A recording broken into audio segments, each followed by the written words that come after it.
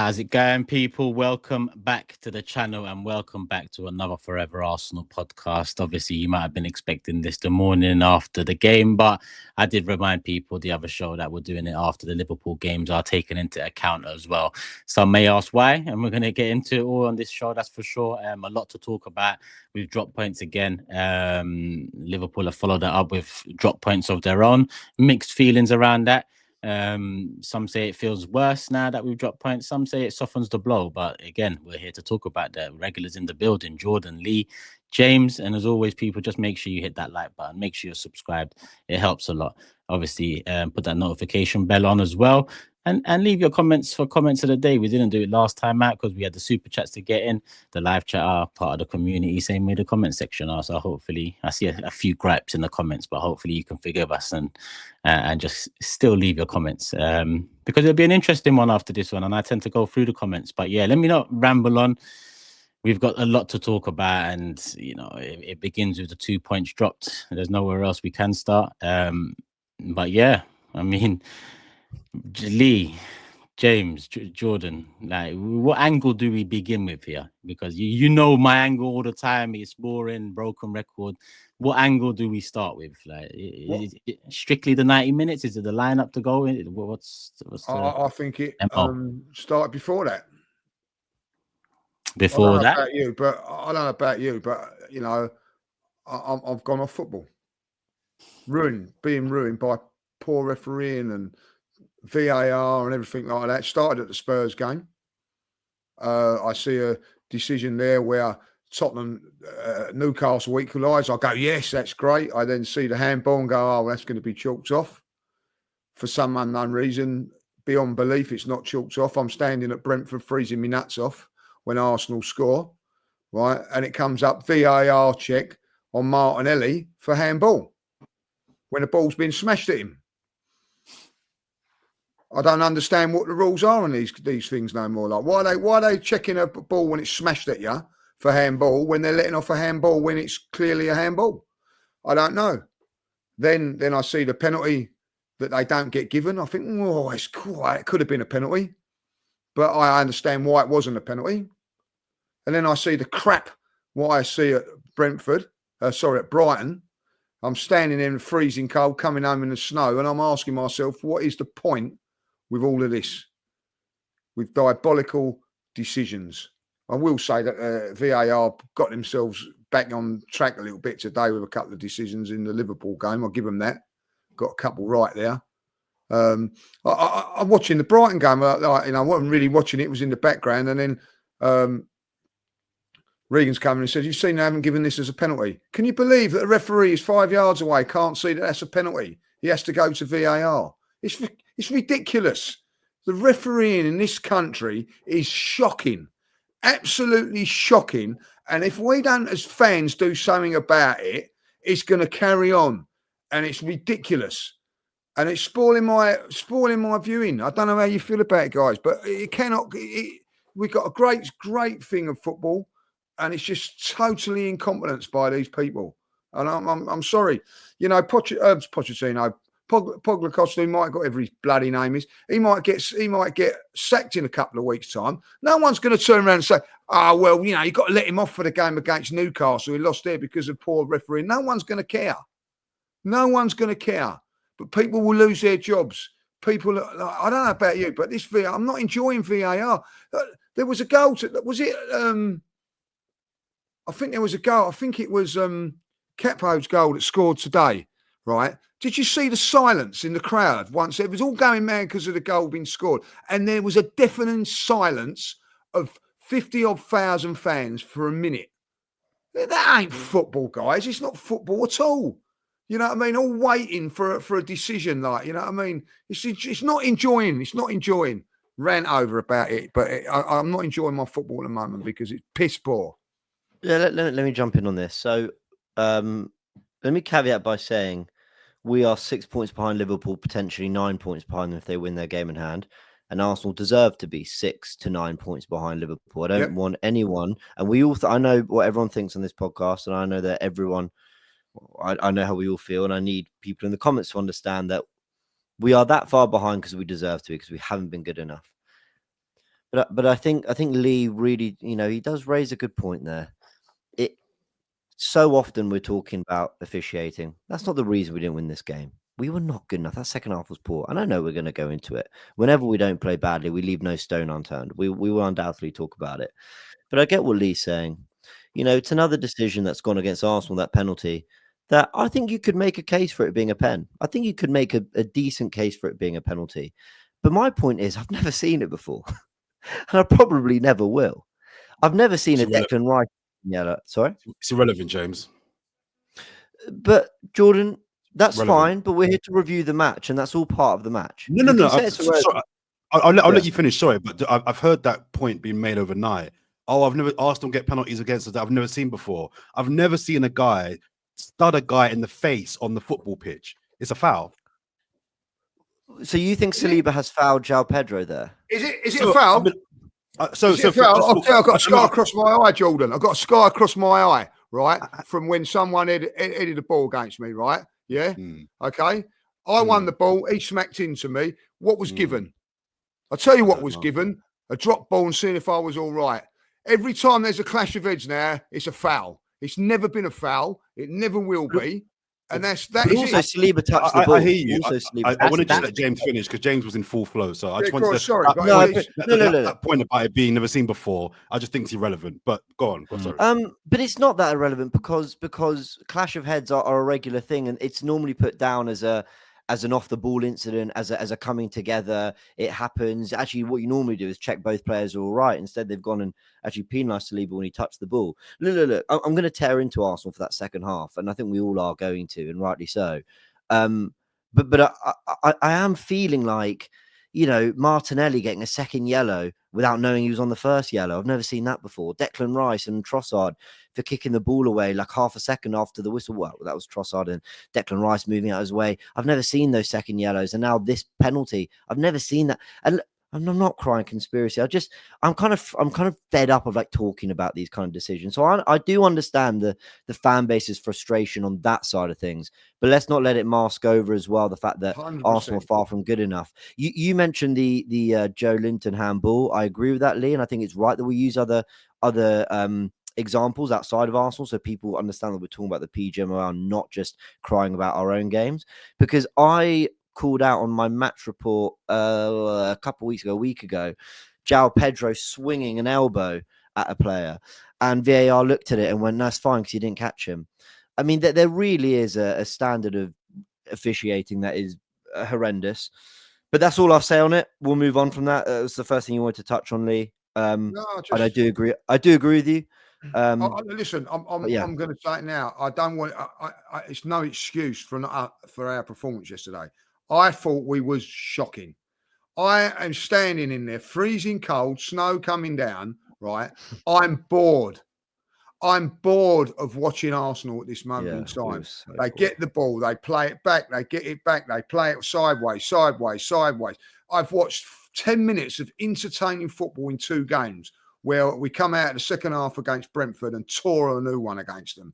We didn't do that at all yesterday, and I don't know who I'm looking at. Poor performances from up front, and I'm thinking, so I want to be excited when I go to games. I was excited about watching Arsenal, looking forward to watching Arsenal for 2 years.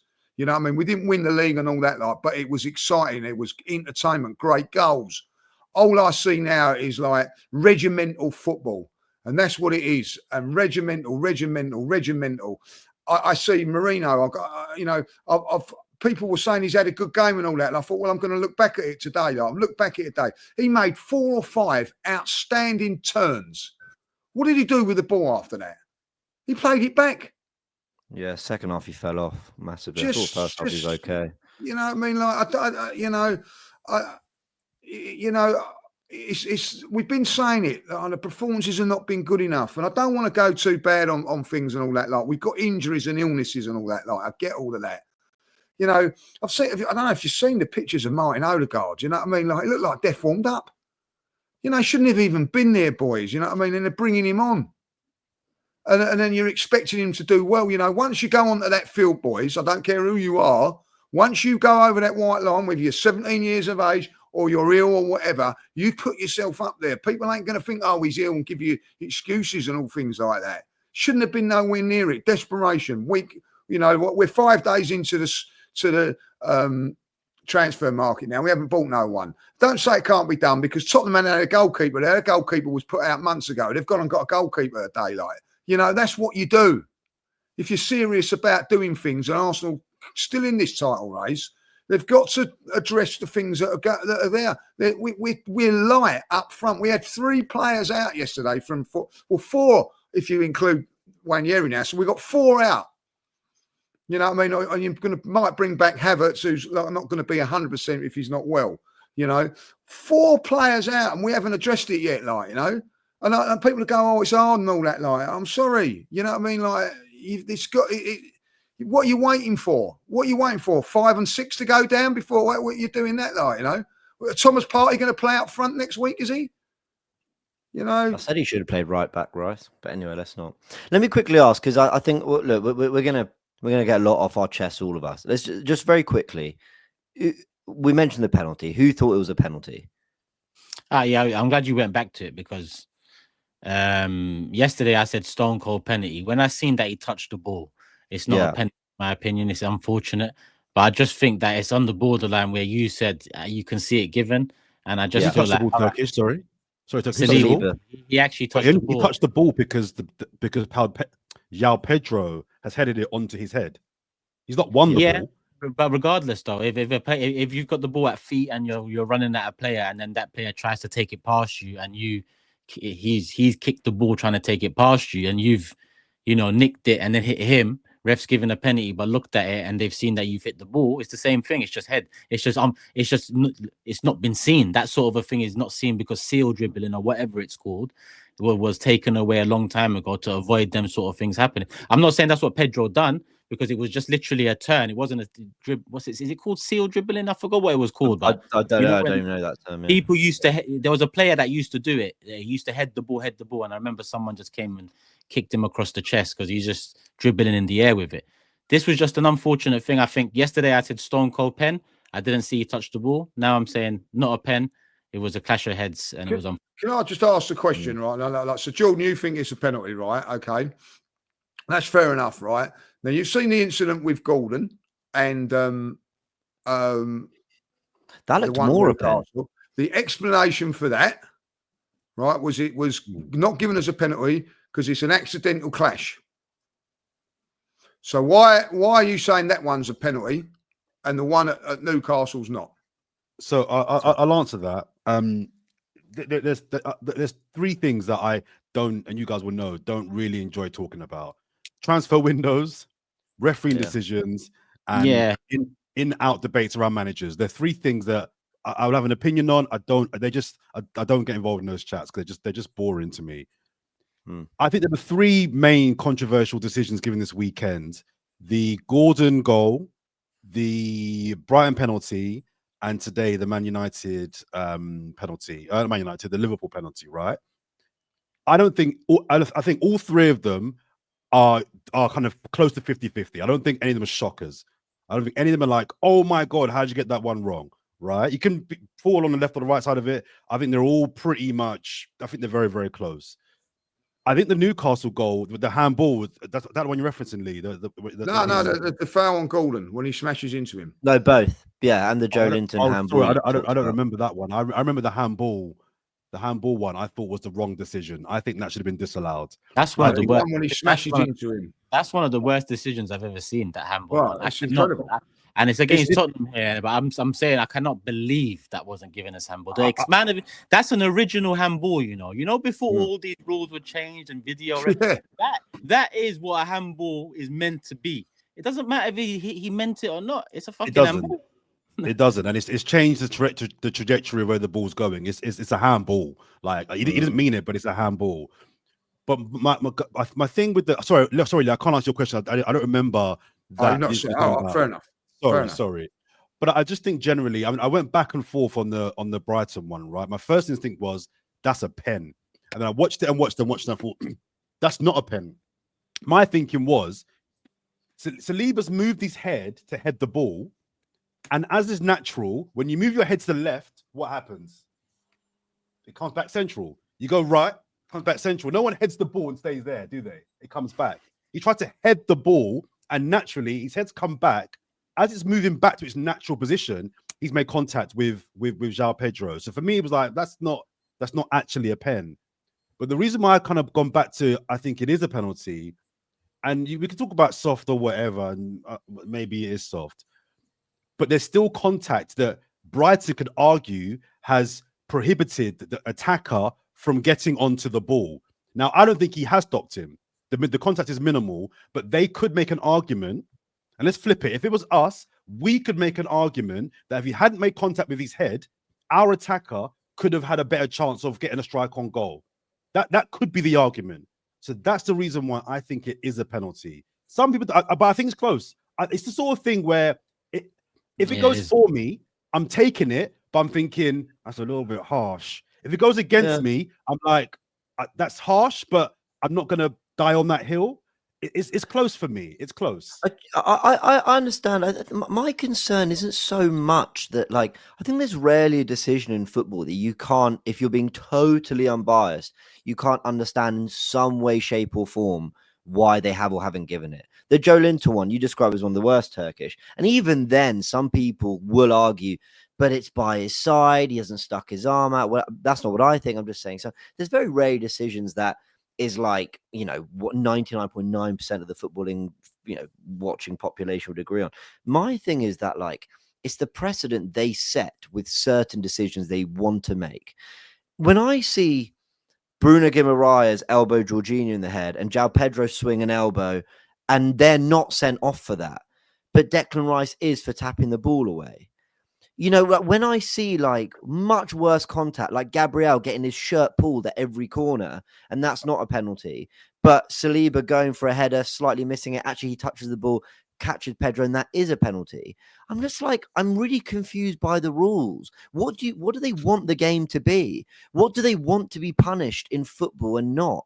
That's my biggest thing. And you guys can all agree the examples I've given there are pretty extreme, right? In the ways that they've officiated them.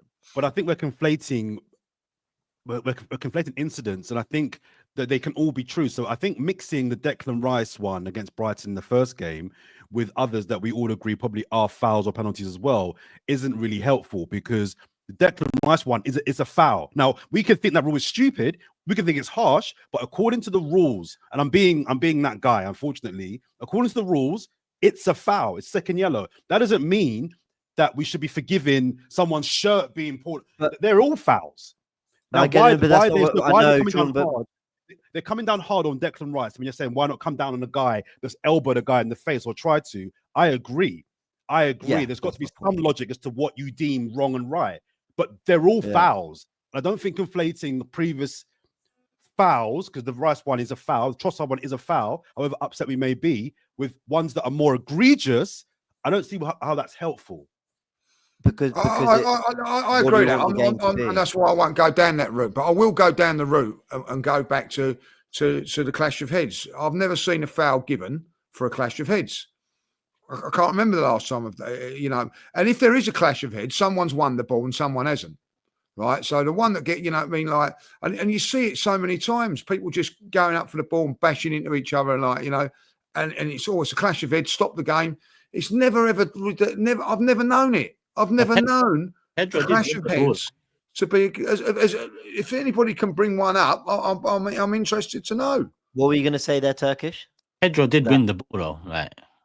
Do you think if Saliba went down holding his head, that they'd have just paused it? So if Saliba had gone down going like that, do you think they'd have just burn the whistle, pause? They probably would have investigated it a bit more, and then they might have, because it was so close. Like, that's my thing. It's close. It's, do you go down like that if you've been bashed? No, but the modern day football, No, I'm just saying, like, you know what I mean. I just listen. At the end of the day, I think he played the game, Pedro. Listen, I've spoken to a few Brighton people after the game. An official of the club we spoke to after the game yesterday turned around and said it's not a penalty. We know it's not a penalty, but we take it. Is the exact words they said. I didn't think it was a penalty. But at the end of the day, it's given, and we have to move on from that. And I think all four of us on here will agree that ain't the reason we didn't win that game. No, Yeah. totally, and that's what I was going to say. Go Yeah. on, Turkish. Sorry. No, that's what I was gonna say. I was gonna Mm. bring up, I was gonna bring up that Arteta once talked about fine margins, and we can talk about the refs all day long. That we can't control those fine margins. So why does the football now lead Yeah. to those fine margins becoming so important across season 5? Yeah. We know what it is. Yeah, as much as like I can't lie, the first 20 minutes has gone by like this because I'm not here to talk about referees. Yeah. It was close. I thought it was a penalty yesterday. I think, not it wasn't today, but I say it was close, whatever. My thing is like I can't excuse year 5. I'm hearing we knew we was thin, and seeing the football on show, leaving so many games this season up to the idiot referees, the Yeah. fools at the PGMOL or the VAR Stockley Park. So I have to look past that. Why are so many games for us being decided by decisions, whether it's wrong, right, laughable, correct, whatever? Why have we left so many games to these decisions? It does, for me. I ain't allowing this to mask. This is year 5. We didn't adequately build this squad enough, but that's again a conversation I'm not trying to go back to. I want to talk about this game in particular because it kind of highlighted everyone's concerns really with our attack. And why is it in this shape? And it's not even just the attack I'm looking at now, it's the midfield too. It's the midfield as well. I'm looking at that across the midfield. It's not doing it. The defensive unit is so good, but everything in front of it, we haven't found the right balance. We haven't made it click. And Yeah. that's so disappointing. Five halfway through the 5th season. What was Declan Rice's role yesterday? Because It was like a right 8, or it was like a Yeah. right 8. Fuck. What He was was Odegaard's position. I haven't worked it. Still haven't worked it out. What it was. It was just Odegaard's position. Whatever Odegaard's expected to do, that's what he had to do yesterday. I'm not saying I like it, but I'm just saying that's where he was. It's almost the As opposite. Dan said earlier on, because he, as you know, he carries my show, and he come up with a fantastic quote, like again, he carried it. Jack of all trades, master of none. Declan Rice. That was his performance yesterday. His performance. I was going to say as a player, that'd be incredibly. No. Like his performance yesterday, like he done everything, but he wasn't the master of one of them. Do you know what? I think he's right. He seemed to be everywhere, but I don't understand him. Can I tell you my biggest? Oh, go on. No, Jordan. Sorry, you go, Jordan. You go. I was going to just say just quickly on that. There's been some moving parts in our team for the last kind of couple of months that just it feels like Mikel Arteta is throwing a lot at the wall and just seeing what sticks. It's almost the opposite to what Amarin's doing, whereby he's like, right, no, I'm sticking every single game to this system, to this formation, this strategy, and you guys have got to work it out. And I think there's flaws with that, but whatever. Our guy's doing the opposite. It seems to be 1 week Declan Rice is a 6, then he's an 8. Partey's a 6, and then he's a right back. Havertz is an 8, and then he's a striker. The flirters on the left, and he's on the right. He's just changing it for almost the point where I don't. It's looking like he doesn't know what he's doing, and I don't buy the whole he's changing for the opposition that he's facing. I think he's clutching because he's missing key players. Granted, but this has been going on for quite a while. I've noticed now where there's too many parts that are just interchangeable every single game, and you can't get any rhythm if you're going to do that every single game. Yeah. Arsenal's biggest strength last season was pretty much the 2 centre-backs playing together every game. Rice was in midfield, whether it was the 6 or the 8. And then second half of the season, we had Havertz up front every game. Saka on the right. Odegaard, we knew where he was playing. Ben White at right back. You just knew. Like, basically, there were 8 players that had fixed positions. Yeah, injuries, illness, whatever has maybe affected that somewhat. But Arteta's on record saying the squad's thin. So I don't know what the block is with getting players in. Is it Arteta not finding the players he wants, or is it the money not being there? For whatever reason, it's got to be addressed, because quite frankly, I mean, it's a player quantity issue. It's also a player quality issue, because watching this Brighton game, I just didn't think our players actually looked particularly good. I was watching us thinking, how good are our forward players really? Now, I was kind of watched the game. I recorded my 10-minute video, and I sort of sat on it a bit, and I actually realised what I think was one of the biggest turning points in that game, and one of the biggest moments I think has been such a problem with Arsenal. That first half was actually fine. Away from home, tricky conditions, very good Brighton side, 1-0 up. They've not really got near our goal. We scored a really good goal, by the way. I mean, the passing sequence for that goal, and we're near it, was a brilliant goal. Yeah. And actually, I went into Keep half the keeper, time. though. I'm not. Oh, Hmm? the keeper did poorly. Yeah. Keeper Yeah. did poorly. Look, Partey's ball Hard to inside net. the one. Yeah, it was yeah. nice. But I really, guys, and I went into half time. I even put it in the group. I said, I think Marino's having a good half, and I think Arsenal have just looked good. Like, I was pretty happy with that. But there was a moment in the second half when Waneri got a yellow card for time wasting from a corner. Timber has missed this game because he picked up a yellow card for time First half, that wasting. was James. Yeah, first half. Yeah, first half. First half, he picked up that yellow card. Timber's missed this game because of a yellow card for time wasting against Brentford. And, you know, we can argue about the delay in the restart, yellow cards or whatever. But Arsenal, Tomiyasu last season, whatever, you know, we are slow on the restart. And forget whether it gets us silly bookings that misses games. I think it massively kills momentum. I think other teams like Liverpool or City, when they were in their pomp and at their best, and they've gone 1-0 up away at Brighton, and they're playing the kind of football that we were in that first half, I think they build on it. They add to the pace. They speed the game up. They keep Brighton pinned in. They make them pay for the fact that, you know, we're on top. And it's almost like the minute we got that goal, we kind of thought it was job done. We kind of just thought, well, we've done enough here and we might get a second. And actually what happened was we took our foot off the gas. We pick up that silly yellow card for time wasting. We really slowed down the pace of the game. And they came out in that second half fighting. Brighton were really aggressive, really into us. Physically, first half of the we were better. Second half, they ran all over us. And I don't think you can switch momentum on and off like a tap. I don't think you can. And Arsenal never wrestled that back. And I don't really know why we do this. I don't know why we like to slow the game down from a 1-goal lead. Maybe 2 or 3-0 up, like PSG at home. We were brilliant first half. Second half, we just settled into a shape. We were quite sensible. But I don't know why you would do that 1-0 up away, having scored in the first half hour at Brighton. Did anyone else feel that way about... Can I just say something? Like, you know, Tomiyasu took right at the end of the game. We're 1-1 with 10 seconds to go. In the end, the ref said, "Oh," and blew the whistle. Partey with the throw. Oh, With the Partey. throw. I honestly, I don't think it's time wasting, James. I think it's they're waiting for movements and they're not happening. It's pathetic. Lee, I nearly lost my head. And the referee in the end went up. What are you doing? We're seconds to go, but he wouldn't do it. You know what I mean? Where is the urgency? Like, you know, I couldn't believe it.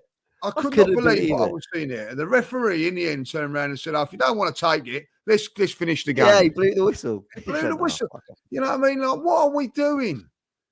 That second too half. Much time on free kicks, corners, throw-ins. The corners, Lee. Overcoached. That's what I think we are, boys. I really do. Watching that I think there's something in that. I think with the corners is clearly deliberate ploy for Saka and Rice to really drag their feet and take their time. I think that's to enable our players to set themselves game. I think that's deliberate, and I'm not actually mad at that. The throw-ins, I'm with you both. It's all season. It's just been really. It's just infuriating as a fan as well. It's like, all right, get on with it now. But that second half for me was a second half of arrogance, because I was watching the game on a train on the way to Manchester, and I was watching this team come out, and there was nothing. And I said to myself, and I was put in a couple of groups, we need to be careful, you know, because we're falling into a vibe of complacency and arrogance. Like 1-0's enough, we can keep you at arm's length. And the goal was coming. Yeah. All right, it was a goal that was controversial, and we can decide and argue whether it's a penalty or not. I think it's stale. I don't think it's arrogance. I think it's stale, and you're mistaking that for arrogance. I think it's overcoaching, leading to no clue.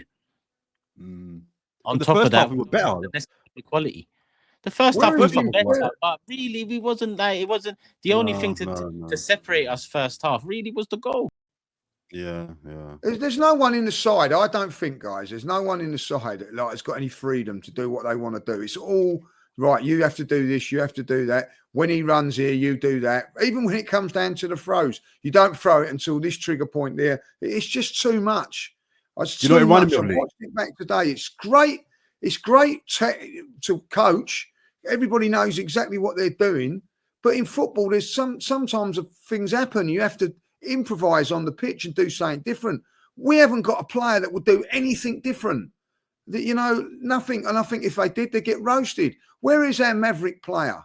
What's Did you happened see to that Gakpo Trossard? goal? Yakpo. Yeah, that Gakpo goal for Liverpool. Who scores that goal for us? I'll tell you who, Bukayo Saka, because he did it against Liverpool. Yeah. Yeah, Saka's the one that can do that. But what's Who happened to scores Trossard that from goal last for us? season? Who scores it? No one scores that goal. No one goes, oh, there's not a lot of space. Let me chop, make a lot more Jesus in his space. prime, like before. Jesus in his Do you know prime. what you're describing, guys? You're describing England in the Euros.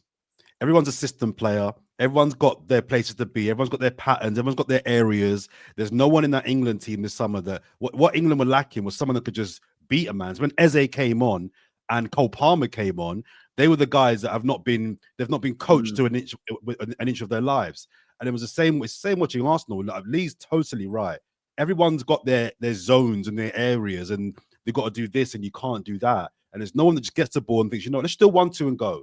Let me just try and beat a man and go. And that's why when Ranieri coming off was so disappointing, because he was the one player who you kind of thought would drop a shoulder and just break ranks. I know he didn't have success beating his man. And he struggled. He didn't play that great, if I'm honest. He wasn't great.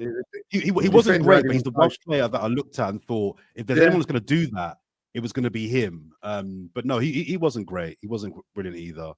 None of our attacking players were. Is that coincidence or what? Like, I mean, you've got to say, like Trossard, getting booed every minute of the game. Right, try and do so. We're just falling off a cliff, boys. Player quality will catch up with you. It really will. Now, do you remember Brentford Fourever Arsenal show we did? I don't think any of us sat here and said, "Wow, didn't we play beautifully against Brentford?" I don't think that was anyone's evaluation of the performance. We said we wanted it more, we fought, and when you look at the 3 goals we scored, it was just getting in, like the ball landing in the penalty area and us fighting for it. Winning the ball on the edge of the area. And then who scored the first goal? Jesus. Second goal, set piece. Third one, cross into the box, but Martinez there, leathers it into the corner. We praise the fight, but the problem is there's also another team that's fighting and really wants to win. And Brighton matched our fight, if not bettered it in the second half. So when that happens, how else do you win a football match? Well, it's just quality. You're allowed to not play well. Some games you're allowed to lose games. I've actually said that Arsenal, to improve on last season, needed to start turning defeats into draws. They needed to have a bad game and pick up the odd point. Problem is that's now 7, I think, draws. I mean, they've taken that a bit too literally. Now, Liverpool and Man City over the years in title runs, whatever, have had bad games, but look at the quality. I think that I watched Liverpool at home against Villa about a month ago. They beat them 2-0. Villa had the better chances. Villa were tactically better. I thought Villa actually outworked them, but Liverpool they came through 2-0 winners. Their quality came through. When does our quality come through? When does our quality bail us out? When do we win a game? When actually, you know what? We weren't great and Arteta got his tactics a bit wrong, but my word, we've got some brilliant players. And that's how kind of Liverpool wrestled themselves back into this game against Man United. Not really playing great. Bam into Gakpo, check inside, top corner, 1-1. Could we just on that Liverpool game just briefly? Don't have that. I mean, I'm so angry. I'm really, really angry. I know some people will see it as, oh no, but what are you angry for? The gap's the same. And I'm like, I don't want to swear. I don't want to be horrible to people that have that view, because factually they're correct. But the reason why Arsenal won't win this title is because they're just not serious. Arsenal are behind Liverpool by a certain amount of points. If they're going to overtake Liverpool, they have to win. They have to win their games, but they have to especially take advantage when Liverpool don't win their games. I know we played first, but it doesn't really matter. The fact that Arsenal played first and dropped points is almost a free hit for Liverpool. I mean, they could have. For me, if they'd have won today, that was the title done. Today was the day the title was like done. It's over. I think it's over That's anyway. a missed opportunity for them, Jordan. That's as much as we've got our disappointment. I think they'll be rightly really disappointed that they didn't. Is it? Yeah, I think they putting the title to bed. How many more times they're going to drop points? How many more times are they going to drop points? And we have to win our games too. We're not even level with them. No, of course. I think No. Liverpool fans will be really disappointed that they didn't. They was awful You know, today. They was awful. But we They come. could put the I title don't race think they were awful. pretty much to bed. No, I thought that they were poor today. I didn't think that they was at it today. I don't know for whatever reason, but they've got a couple of players, as you just said, in their ranks that can do something like, you know, Mo Salah today was non-existent, but he got the penalty. And yeah, but he still looks dangerous. It was a couple of times when he Exactly. went. They still look dangerous. They still look dangerous, even not at their best. They still look dangerous. When we have to be clicking everything. Arteta's got his tactics right. The players are in the positions. The 1-2s are great. Every player's feeling themselves like they're in the form of their lives. Bang, goal, goal, goal. Touch, touch, touch. Everything, and then we look dangerous. We don't like. I don't know. Sometimes football is as simple as, you know, the better players on the pitch win the match, and I can't remember the last time we had a game where I felt that way. I don't know if Arteta's worried about the big signings that we need, whether he can manage the big signings, the bigger egos. It's been a question mark before. I haven't really questioned it because a lot of the players that, you know, with the big egos or the big wages he got rid of, I agreed with.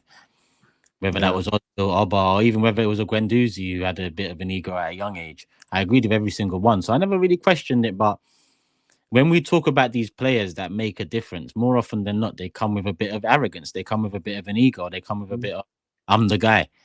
And I don't know how Arteta, from what I know of him in over the 5 years now, I don't know how I don't think he'd like that. And at the end of the day, that's what most of the top quality comes with. That's part of the reason they are top quality, believing in themselves. You know, certain time you don't need to tell a man what to do every single second of every single minute of every single game.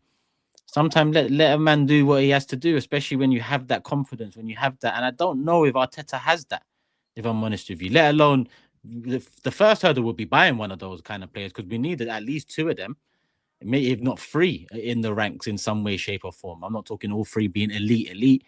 I think 2 of them need to be elite, but the other one can be, you know, a difference maker, but still younger or something. But I just wonder if Arteta's got an issue with bringing in the level raiser now. And I'm sorry, the whole learning thing and all that can't be used. That cannot be used anymore. Well, it's concerning either way.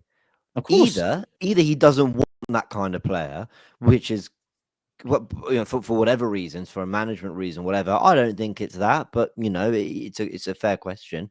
Or he doesn't think we need it, which is really concerning. I mean, I've never known title winners with a blunt attack. I've never known it. Actually, Pepe is the one I don't agree with. When I mentioned Ozil Guendouzi, Pepe is the one because I don't get it still to this day. Not saying he was quality. You still haven't replaced him. So you didn't use Nelson enough for me to say, I get why you let Pepe go. Sure. When I look at, when Leicester won the title, what do they have? They had a mean defense, a midfield that would outrun everyone, mainly because of N'Golo Kante. And then they had 24 goal a season, Jamie Vardy with Riyad Mahrez. Yep. And what was it? Okazaki off the bench a couple of times. And, the bench, a couple of bench players did their thing that season. Yeah, so basically that version of Mahrez and Vardy obviously start for this Arsenal team. Obviously, it's like Vardy and Mahrez might start for this team now. Well, and let's not open that can of worms. It's just Vardy without a shadow of a doubt. Mahrez even. Mahrez has been there, done that. Like, we're talking been there, done that again, and our players ain't been there or done that. We need a lift, don't we, as fans? And I think the players need a lift. A player that's going to come in and just change a season. And years ago, Eric Cantona, I've done it with Man United. I'm not saying we're going to get someone like that, but we need something that's going to impact these players and just give them the belief that they can go on and win things. When Liverpool signed Van Dijk, Lee, that was a January signing, wasn't it? Yes, it was. Yeah. And if my memory serves me right, they were the opposite of us. They had goals and they were really exciting. And then they added Van Dijk and they got to a Champions League final. Yeah. And it was just like one player, but suddenly that defense, you looked at it, Van Dijk, Matip, Joe Gomez, Trent, Robertson, and it clicked. Like, it can be one player. I know we need more, but it can be one star addition to the front three. And Martinelli looks alive. Yeah, and yeah. Kai Havertz suddenly actually get the best out of him. And Bukayo Saka, like, it can be one that just like sets the whole thing alight, at least for 6 months till you get back to it in the summer. Well, Lee mentioned just before we came on here, didn't you, Lee, about Marino? And that's a signing we did make in the summer that I was thinking actually before Lee mentioned that we should have a little chat about him. I thought we should talk about him as well because he's getting a lot of heat. I just for what it's worth, I think he's a really good player. I think there's a player in there, but I think what's not debatable is his contribution. Now I know that he got an assist and a goal this week, but in a weird way, I don't want that from him. I mean, goals are great. I'll take goals from anybody, right? A goal is a goal, but I want the thing from him that I think he's good at, which I think he's got a good engine. I think he's got a good physical presence. I think he's got a good pass in him. I think he's a really good passer of the ball. And I'm not seeing really any of those things at an elite level. And I don't like it when people criticize players, midfielders in particular, when they can't see the overt things. So, for example, I remember when Rodri first signed for City, the first season at City, he wasn't great. He wasn't good. No, I remember he wasn't at Gundogan, all. his first season at City, he wasn't good. And there was this idea that because he's not scoring goals, or because he's not got a trick, or because he's not silky, I don't know, or he's not a ball-winning cruncher, what does he do? Gilberto wasn't silky. Gilberto didn't score goals. Gilberto Silva he wasn't any of those things, but Gilberto had a presence. Gilberto understood the game. He read the midfield. He kept it together. He was the intelligence. He was the brain in our midfield. And I don't want to compare him to Gilberto Silva, but I think there's a player, Marino, that can be someone that's just basically the brains in our midfield that holds it together. But I'm not seeing that at the moment. So it's hard to defend him when he's playing. He's playing okay. I don't think he's poor, but I think we need a little bit more from him.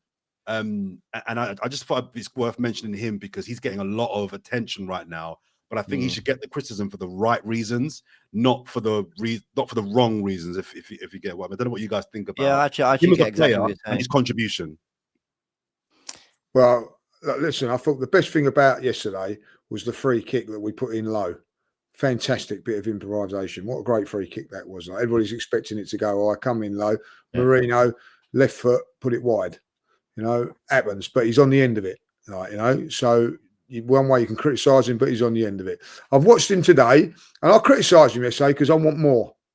And when you're and Turkish could bring it up about the transfer market, when you bring in a £30 million player, right, that I think when everybody's fit doesn't get into our team, I'll be honest. So he's a player that, you know, when he comes in, he's got to do the business. I'm going to give him a pass because of the injury at the beginning of the season. But what I want to see from a midfield player, how many times does he punch it into forwards? How much does it? Where's those sort of passes? I see him yesterday play, and I've watched the game back. Gets the ball, it does some really, really good turns, in tight areas. Gets away from his man. What's his next pass? Backwards. Or sideways. Where's the ball into the forwards? Where's the part? Now you might turn around and say the forwards are not running, whatever, but you know, there's no.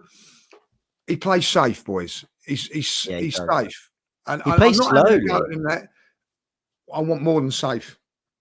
He plays slow. That's my biggest issue. I don't even mind the backwards and sideways if you're keeping it ticking. My issue is how long he's on the ball for. I don't know if that's a confidence thing. I don't know if that's just his style of play.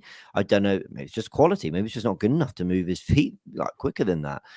I think Jordan made a really great point. Let's not judge him on his creativity and his goals because he wasn't really brought in to do that. He was kind of brought in to keep everything ticking, be, you know, an intelligent midfielder that keeps things moving, works hard off the ball, blah, blah. Nothing spectacular, but certainly, you know, facilitates everything that everybody else is doing. But I'm not really seeing that either. If anything, I think I like Marino. I think by the end of the season, we'll be looking at him going, okay, he's not our starting 8, but he's a more than competent squad player. But I do look at him and think you need to get up to the pace of everyone else. It's hard to say that when no one else is playing at that pace, quite frankly. Everyone looks slow. But I think he and should be also one of the his tempo defence. setters. It's on him. And what we did really well against Brentford, we actually did move that ball around a bit quickly. Our football wasn't great, but Partey, into feet, out, bam. You know what I feel? In his defence, he and I'm going to take that on board with it. Partey isn't in there. That helps because he's had a better game against Brentford. And also, you're playing. That's the second time now he's played in the midfield where he's had 3 players exactly the same to him. There's no difference. I get it, yeah.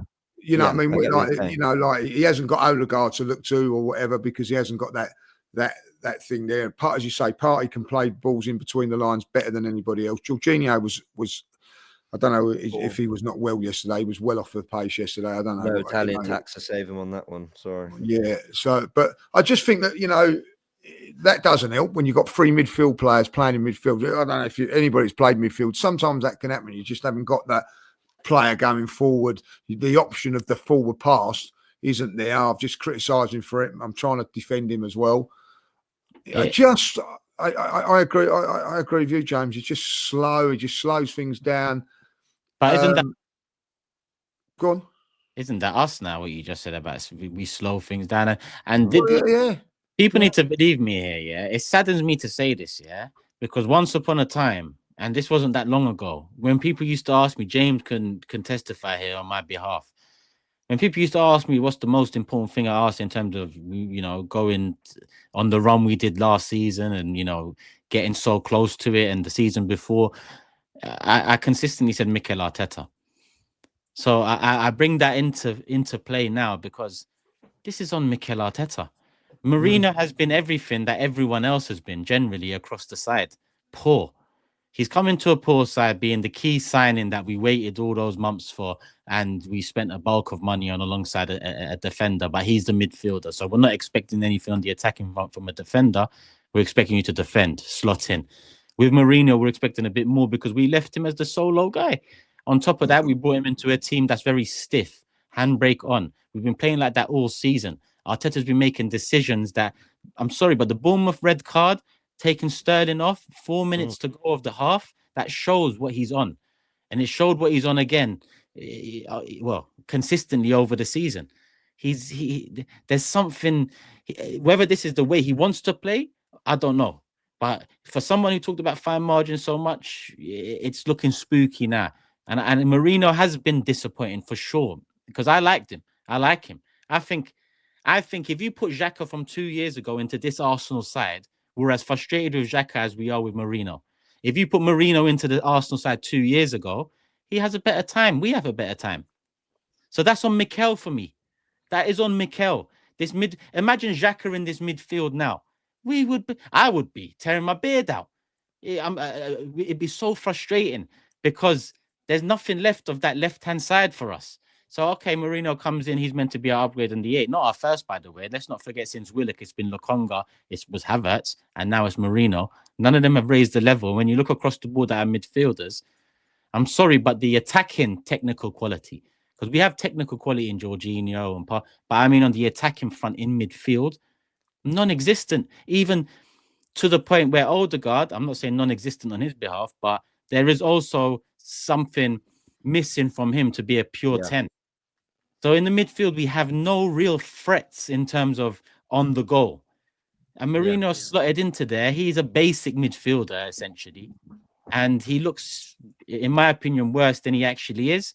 That's not me excusing him, but that's me getting to the bottom line of it all. I'm so frustrated with Mikel. I'm actually so frustrated with things he's saying, things he's done, and the situation on hand, because the last 2 years have been so good. Like, it felt like we turned a corner.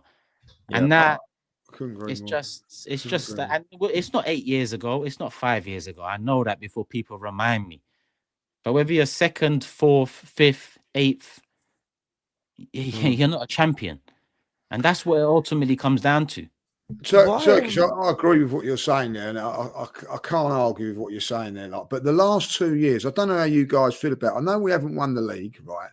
But I thoroughly enjoyed it. Arsenal, following up and down the country, buzzing for every game, coming away, going like, we've done this and done that. I'm dreading going. Tuesday I'm dreading it. I didn't look forward to Brentford because I'm thinking, oh, you know what's coming. I'm not enjoying watching Arsenal at this moment in time, like, and we're still doing really well and all that, but it was exciting going and watch Arsenal. It's not exciting now. When was the last time you was really entertained in a game? Yeah, Really without bringing it back to the debate we had, I think about a year ago about non-negotiables that we want from our club. I said, except exciting football is a non-negotiable because you can't guarantee win the title.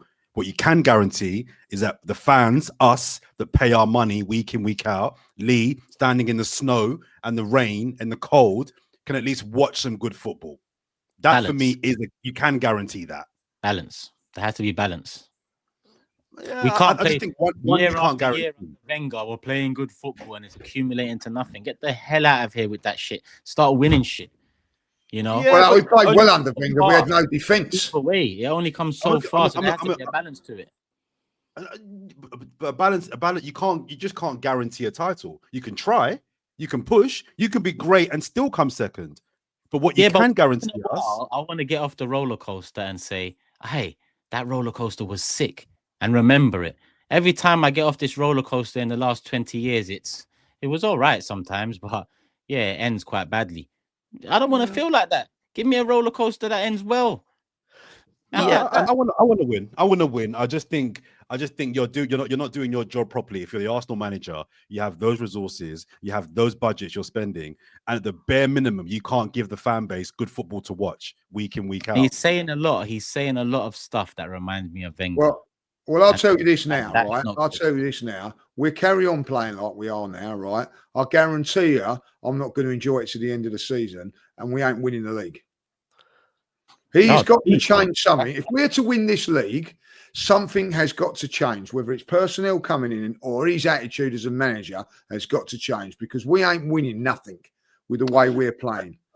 Yeah. Simple as that. Brighton outplayed us in the second half, and when they equalised, guys, there was only one winner in that game, and it was not Arsenal Football Club. Yeah. I tell you what, if there's one sort of sign, well, there's a few signs of life for Arsenal, is that I don't think it's that difficult to see or know where we can get better. I mean, first of all, let's get some players back fit. That will obviously help. Second thing, I think we can definitely take the handbrake off. And I forget whatever we think of the quality of our attackers, we can definitely let go of the handbrake and have a go a little bit more and play with a little bit more character. That already, I think, makes us a slightly better team. And then the big one is, of course, that we're in the middle of a transfer window.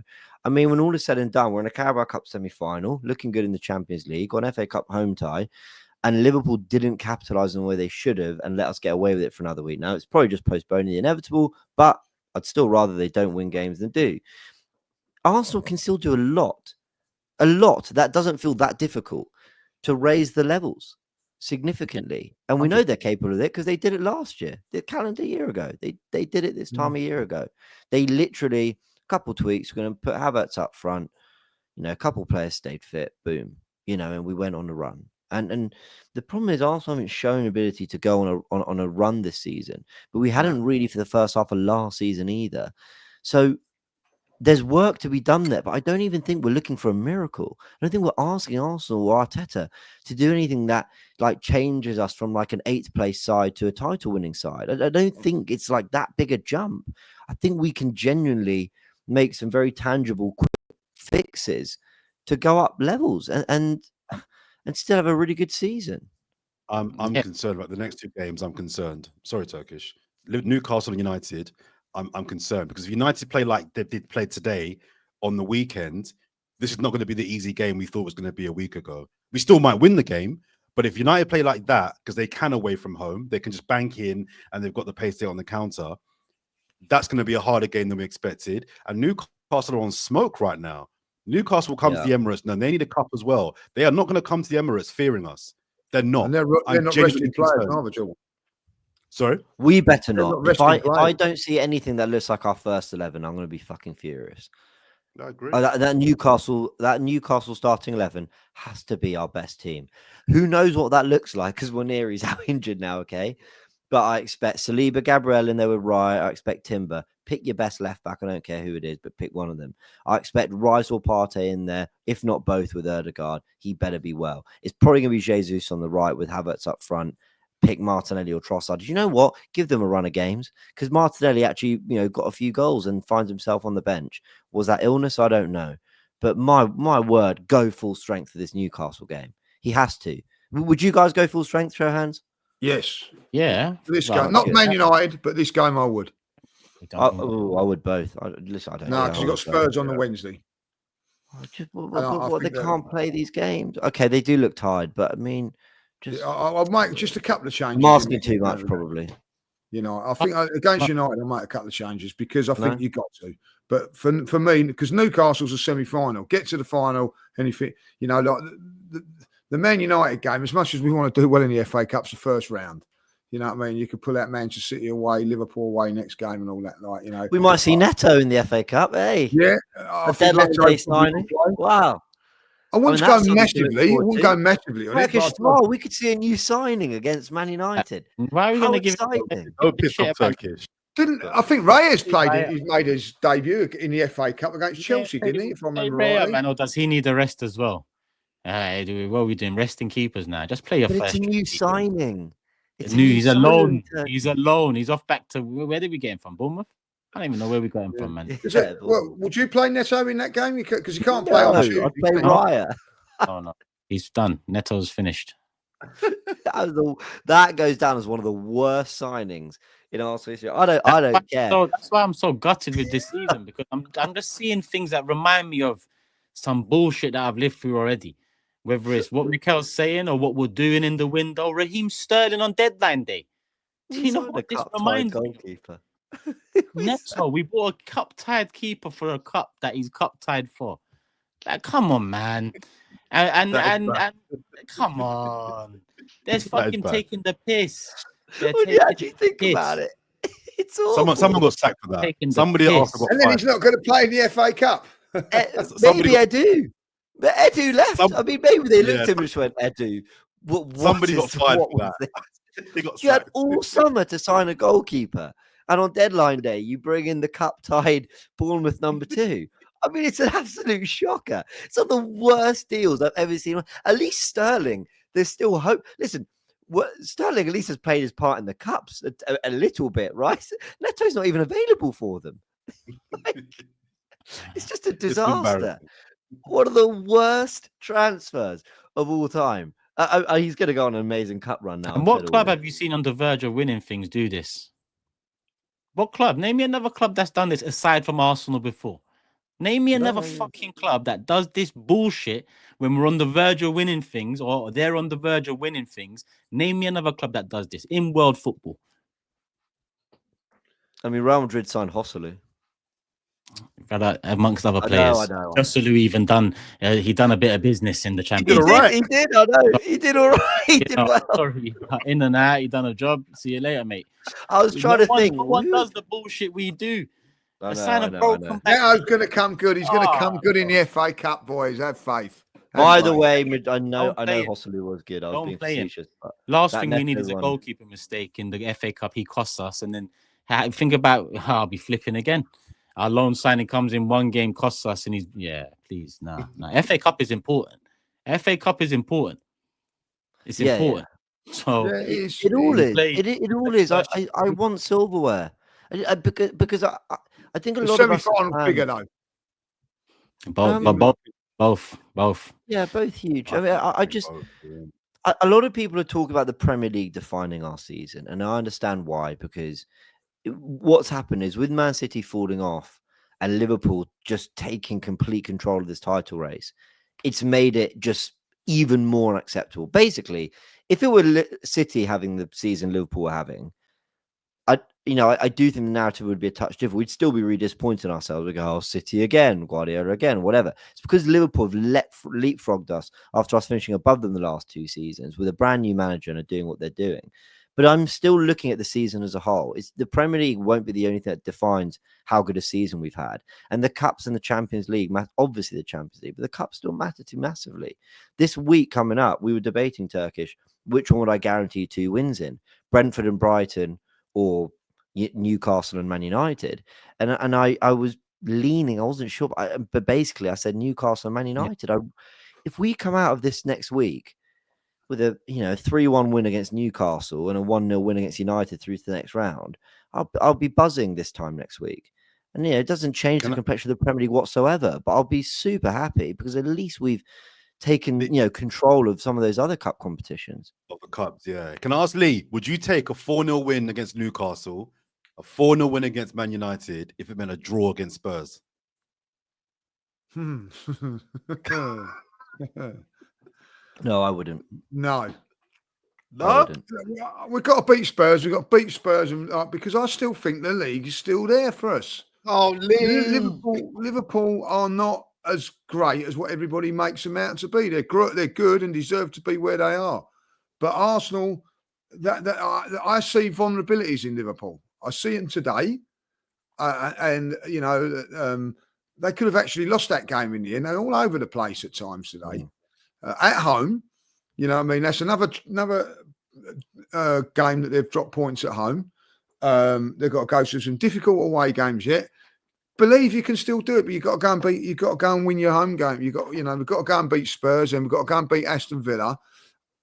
But something's going to have to give. We're going to have to make changes so we made changes against Crystal Palace and got away with it. We'll have to do it again. You know what I mean? Like probably against Man United. Man United are in a different position to us. They've got a week's rest where we haven't. You know what I mean? We've got this game coming up. I think this game's important. I think it's important that Arsenal get to a final and try and get something on the board, like a trophy. I do, and then things might change later on in the season. Who knows? But I still think that that Spurs game's massive now. We've got 5 home games now, and we've got I'm sorry, there's no excuse. We've got to win all of them. We're at home on 5 occasions. All right, different cup competitions, but I think at the end of the day, this one worries me because Newcastle will go strong. I can't see them not going strong.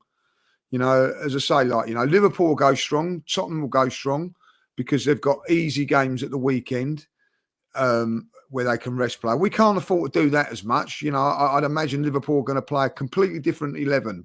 Probably Spurs will as well. And then we've got Spurs on the Wednesday. Massive game, boys.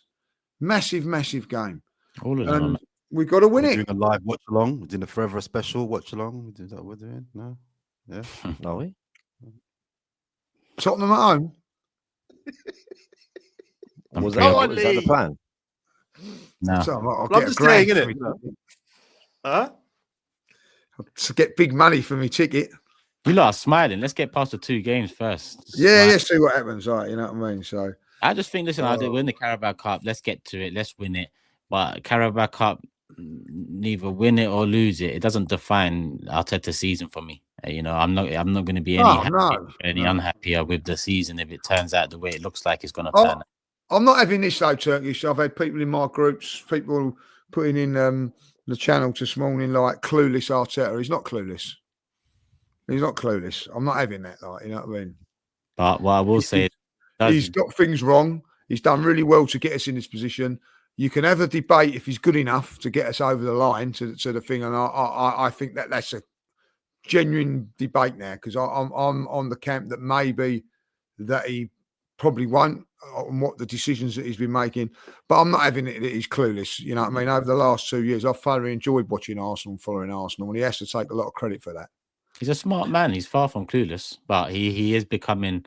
He is saying a lot of things that Wenger started saying, and that's where he will finish himself if he continues. Well, I'm also, we're just 4 people like on a webcam right now giving our thoughts on football, and the guy will know so much more than us, obviously. But that doesn't mean that managers don't have blind spots. It doesn't mean that there aren't things that they might see, but they just prioritize other things. He might literally have gone into the summer going, yeah, we didn't have a difference maker, but if our defense had been a bit better, we'd have won the league. And that's not how we see it. But he ends up spending 40 million on Calafiori or whatever it is. My worry with Arteta is that you can make mistakes, obviously, and he's also done a lot of things that we thought were mistakes that ended up being right, obviously, because he's obviously a talented manager who knows his football clearly. But the lack of investment in the forward line, I mean, I already thought the lack of investment this past summer gone was just a disaster. I think if we go this January and hell, even next summer, without investing big money into that forward line, I think that will almost be as bad as like any like season result, if you know what I mean. I think even then I'll just start to tear my hair out and stop believing like that. You know, If he, do you know what I mean? Sorry, explain that scenario again. we need to invest in this forward line, and I think like every Arsenal fan agrees on that now. I think if Nah, we don't do that, there's you still don't some think. foolish people out there. But go Fair on. enough. No. I don't think. I think everybody knows that we have to some sort of striker. I don't know if it's a Forward, striker striker, or winger, a wide something. player, but Right?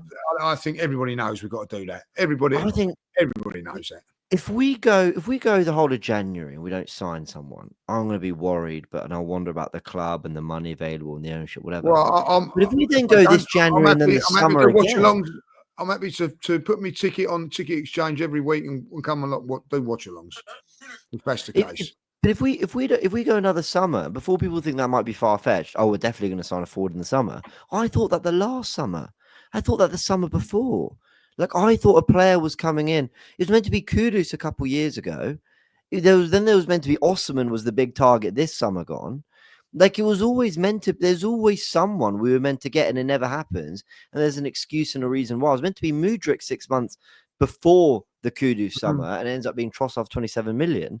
I mean, what I'm saying is, if we go another window, and hell, if we go 2 windows without addressing that position, I think that would be as damning for me as basically any result we could have or any performance in the league is what I'm trying to say. Before we even get to results and performances and look, seeing how the team looks or whatever, I think to neglect that position another window or 2 would just be a disgrace for me. Like, I think it would just be so is negligent the word? Yeah, I agree. From now, it's a disgrace. It should have been done before. Yeah. I think someone should be in now. Yeah, of course. Like I keep on saying release clauses. I keep on 5 saying days in, we should have had someone now. Partey, we wanted him 48 hours before the deadline. We spoke to the Spanish FA and said, here's the release clause money. Atletico didn't even have a clue at the time. They informed Atletico, Arsenal. By that time, Partey's talking to us. That's a release clause, people. Yeah. Right. There's 2 fucking strikers out there and 2 left wingers out there, all 4 with release clauses. Oh, but Turkish say they don't want to join. Well, all 4 players wouldn't want to join. Who are they again? Williams, Gyökeres, Osman, Williams, Lookman. Like, they've all got release clauses and they all improve our side. They actually improve it quite a bit from where we're at right now. There's no excuses, but I still have fans saying release clauses don't mean it's a release clause, and they might not want to come to us, and it might. Did not you hear be Vlahovic is on the move? Vlahovic, fucking hell. Where's he going? No, well, apparently PSG are trying to get him on loan to the end of the season. Had to mention him, didn't you, James? You just had to mention him. Another one. Listen, I don't want no excuses anymore. Yeah, no excuses. James, you said to not address it for another window or 2. That starts now. We are even 6 days late. Is it 6? Yeah, 6 for Jam. We are 6 days late in signing an attacker right now. That's how I'm looking at it. No, I agree. That should be done, man. At least talk to them. At least break it. 4 of them, 2 of them, 1 of them, whatever. Break it and talk to them. Let's find out. Internal solutions academy. All right. Deja vu. Deja vu. Not the. What is it 3 times when you've seen it 3 times? Deja vu. That's what this one is. And Wanyeri's got to be out for minimum 3 weeks. Your French is fantastic. Yeah, pardon my French, as they say. I've already. What does deja vu means? I've already seen. So you just said I've already seen. Let me Google that. Hang on. Seen. I've seen this many times. Wanyeri's out for 3 weeks now as well, isn't it? Is that what they're saying? 3 weeks? Well, he's got a muscle injury. It's got to be 3 weeks, isn't it? It's got to be a hamstring injury. I don't even he never really elaborated on that, did he? Just And sort I of said, felt I felt sorry for Waneri in the game because I know he scored. And listen, there's a lot of players that needed digging out from that performance, and we've actually talked about the bigger picture more. I felt a bit sorry for Waneri because he got the goal and like really well done. But I actually felt a bit sorry for him. I didn't think he had much support around him. I think he was trying to make things happen. I think he was trying to be the magic on the pitch, but it wasn't coming off for him. Just felt a bit sorry for him. It just wasn't really like.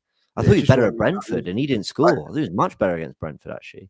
But I again, thought you the know, fullback played him well, James.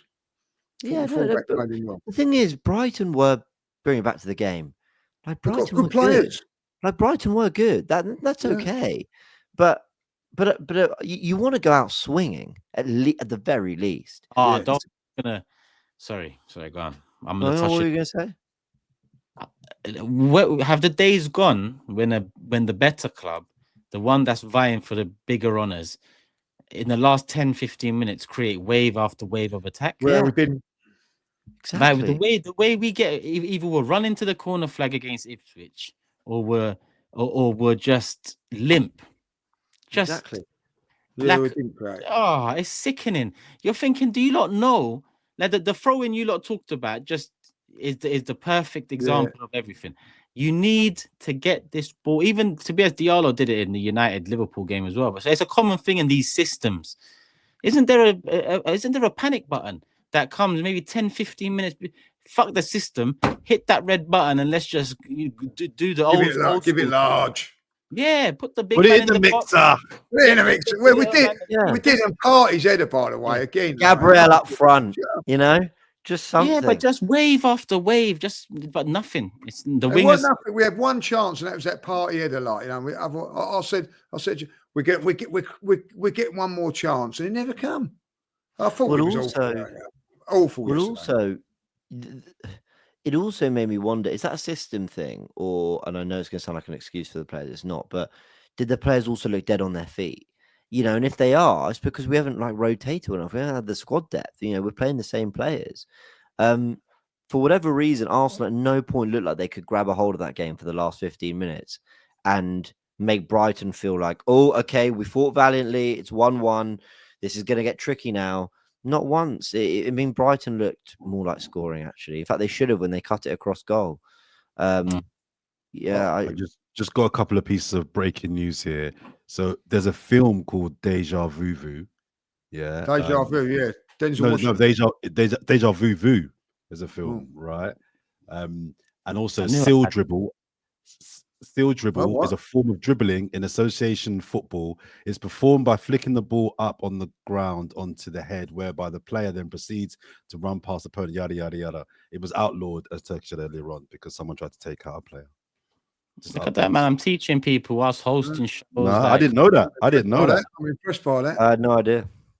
It's really interesting. Quickly, another thing, I do think chopping and changing the team, like midfield, different midfield, right back.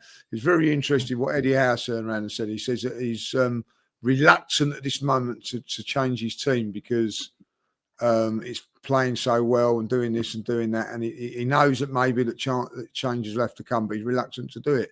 I think Arteta, like, you know, for whatever reason, I think maybe because of Champions League as well, I do think that we're changing the midfield around, like, you know, the changes in midfield were excessive yesterday. Again, you know what I mean? Like Partey going in the right back, you know, blah, blah, blah, blah, blah. Where does Partey play this game? Is he on the bench or is he going to be, I'd imagine Timber will come back in, you know. There is a little bit too much change, swapping and saying. And really, did Martinelli deserve to be left out? He hasn't played week in, week out. Scores a goal, played really well against Brentford, and he's on the bench. But it's ironic, isn't it? Because, you know, look, I've called for Arteta to rotate more. I really, really have. So, you know, it does feel like you're damned if you do, you're damned if you don't. But there is something that's like, okay, cool, but no one was asking you to move Partey to right back after his best performance of the season, like 3 days on, you know, when Marino started to tick, you know, and okay, Erdegaard being out meant maybe he had to have Rice in central midfield, so Jorginho had to play. Okay, but then you still got you still got Martinelli on the bench, so you still could have done something there. You know, you still could have played Trossard in the 10 or Waneri in the 10 with, you know, the following wide players: Trossard, Martinelli, Jesus up front. I don't know. I know that his hands were a touch tied. But Starving. yeah, I watched that second half, and you know, actually, when he did bring Odegaard on, I thought he should have brought Partey back into midfield with him, actually, just to try find the pass and get us in and shuffled Rice to right back. But he's never done it. That's just my James theory. But yeah, there is such thing as too much rotation, but he's kind of gone from like barely at all to the last kind of couple games. We've just been like, we have no idea what the 11 is going to be. So it's stability, and then you take few players in and out every now and again. But yeah, we have our players missing, and that would have played a part. I want to hear from Josh, man. I want to know what he thinks.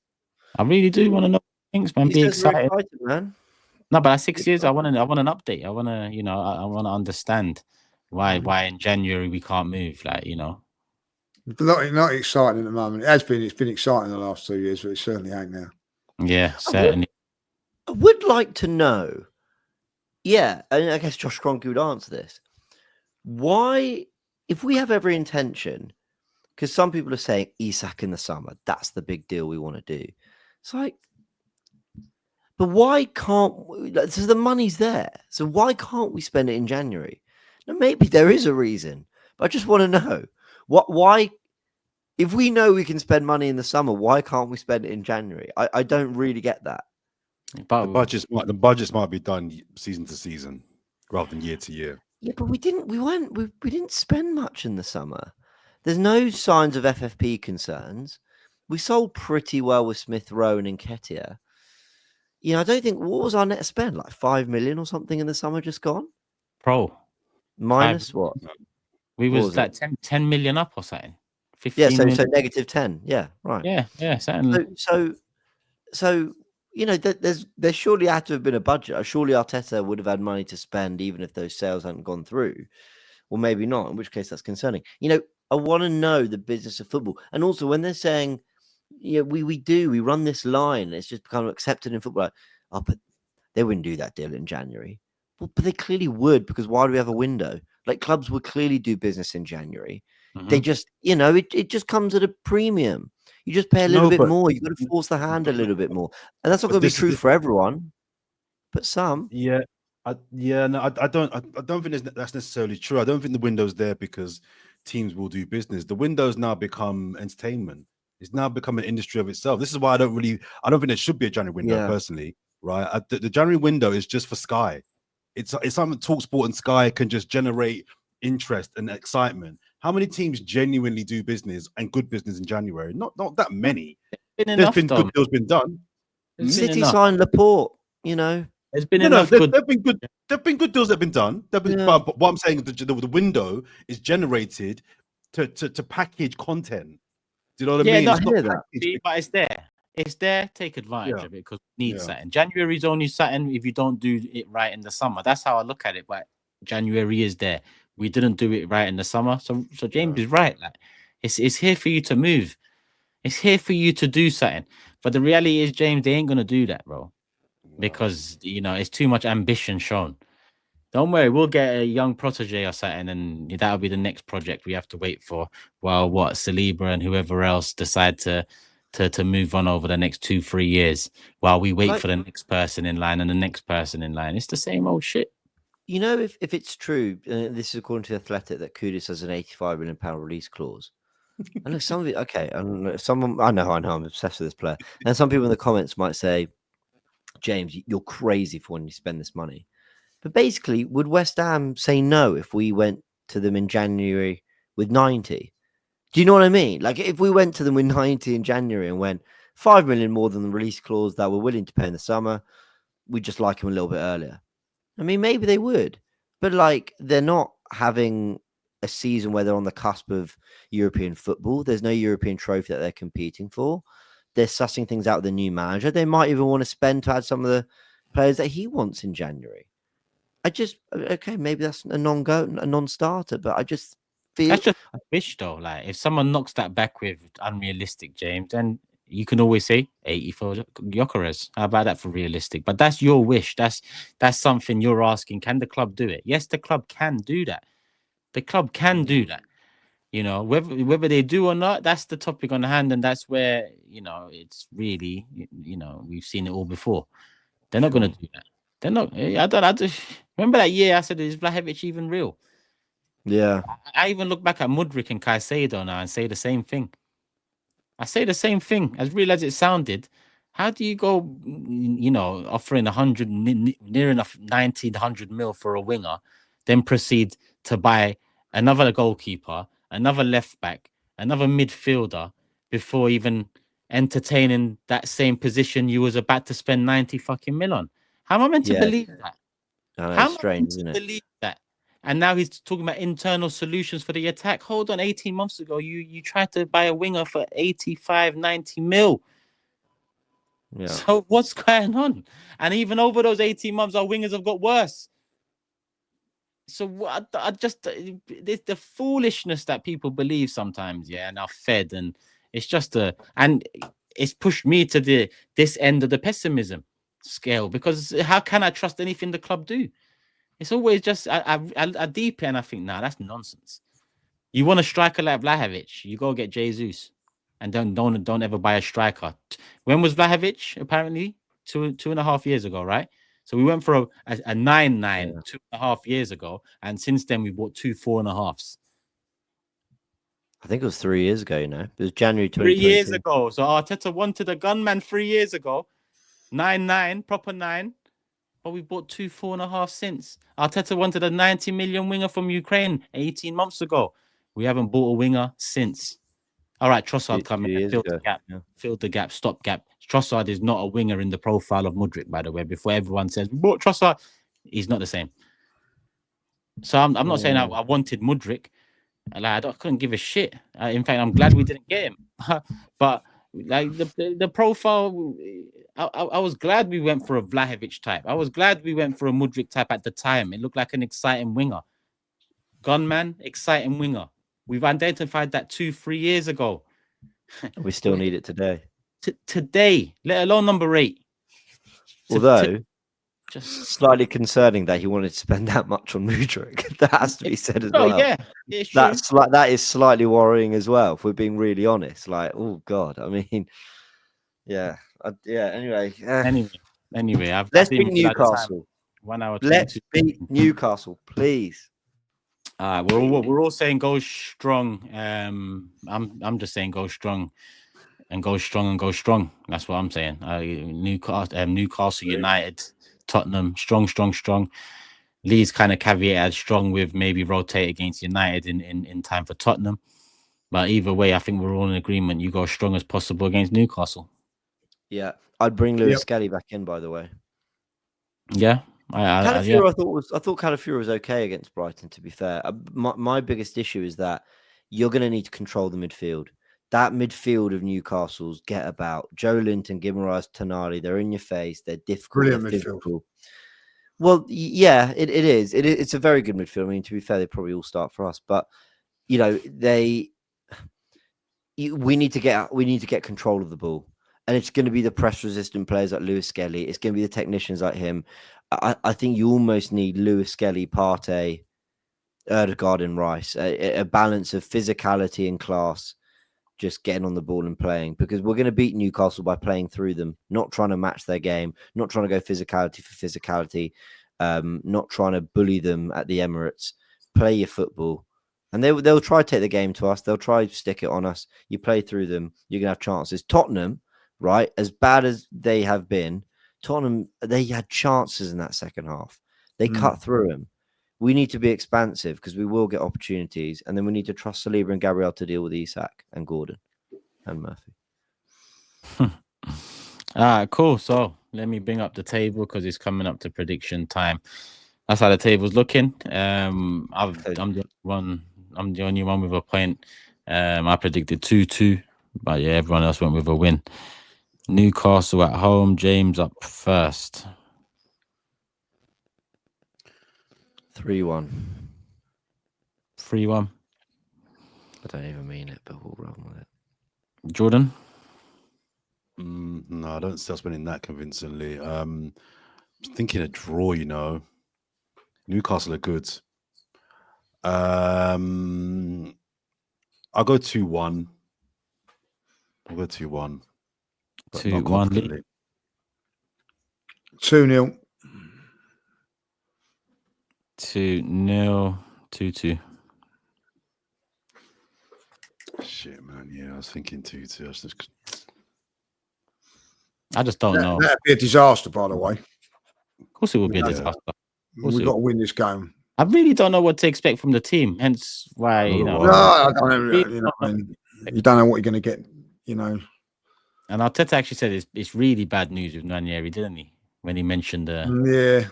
Yeah, he went, it's not looking good at all. We've lost him. I was like, oh, God. That sounds...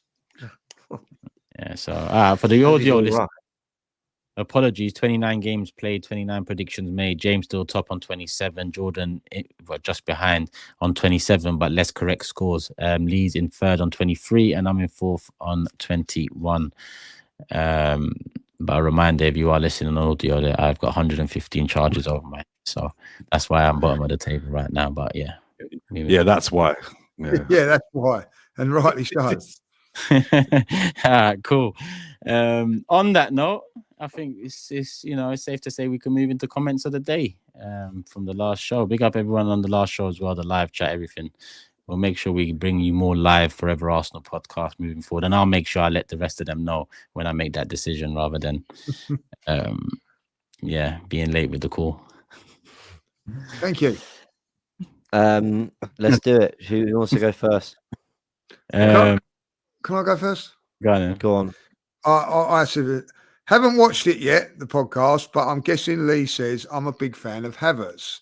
Then I went down the comments and it said, haven't watched it yet, but I bet Turkish wants 2 strikers. Haven't watched it yet, but I bet James mentions Kudus. Haven't watched it yet, but I bet Jordan calls Martinelli the flirter. Like, you know what I mean? So I thought we didn't get that today. No, That's we brilliant. got it once in there. He got it once in there. I think I did. I think you've mentioned Kudus. I've mentioned Hazard. I've mentioned Kudus, and I will continue to. I'm sure Turkish mentioned 2. I think you've had 2 things. No, I didn't mention the flirter today. I didn't mention the flirter today. That's a brilliant comment. You mentioned him once. Did I? That's a great comment. Yeah. That's a brilliant comment. That is 100%. I've got 2. One here from what's his name? Rohan. So Jordan, is that orange spill a box of lube? If not, what is it? So this was in the back of my shop from the last one, and this is my friend's new tea brand. I'm gonna plug it now. Not lube, tea.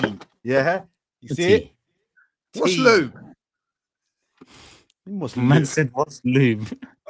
I'm trying to find out what tea that is, and he's asking about the lube. Hey, what tea is that? Everyday tea, builder's tea, lube tea. I'm gonna Goes send anywhere. send you. Shut up, you. I'm gonna send you a box. No. But wicked. is it just tea? Like, what is it? It's every day, yeah. English breakfast, but it's really flavorful. Yeah. I want that. I don't like none of this. I'm gonna send you one. Gen Alpha stuff. I just like normal tea with milk. No, normal. I'm gonna send you. I'm gonna send you one. And the other one I got was from The Chronicle, and it's got the top 5 players who I thought were generational talents on their debuts. We discussed that briefly on the last pod. He's got 1 Anelka, 2 Fabregas, 3 Wiltshire, 4 Saliba, 5 Abu Dhabi, which I think are all fair shouts. I mean, I would probably crowbar Ashley Cole in there as well, because I remember seeing his debut, and I remember thinking he was going to be a great left back. I'd probably replace him with Diaby, who was obviously ravaged with injuries, but a great talent. So I would agree. Those Anelka, Fabregas, Wiltshire, Saliba, all their debuts, I think we all were like, yeah, this guy's not just a talent. These guys are the next big thing. Obviously, Wiltshire didn't work out, but anyway, good comment from the Chronicle. Wiltshire should be an Arsenal legend, man. I know. 100%. What a player. I've got this from Paul Del Monte. It says Lee gets deducted points for being 10 minutes late because he was at his daughter's birthday, but Turkish getting only 1 point for missing a whole episode. It's crazy. Turkish, if you ever get bored of YouTube and Arsenal, give me a shout. You need to be in sales. Don't worry, man. It's actually true. It's actually right. It's actually right. What's he selling? We showed no mercy. No, I could do YouTube and sell, bro. Tell me what you're selling. What's the margin like? If there's an opportunity there, I'm not one to turn down an opportunity. You need me Look, to can we sell- just take it in, right? Lee had his daughter's birthday, and we just went, no, 3 points. 2 points. It's a shocker. It's a It's shocker. shocker, It really. is It's so absolute shocker. rude of us. His daughter's birthday, which he told us he had as well. He said, I've got my daughter's.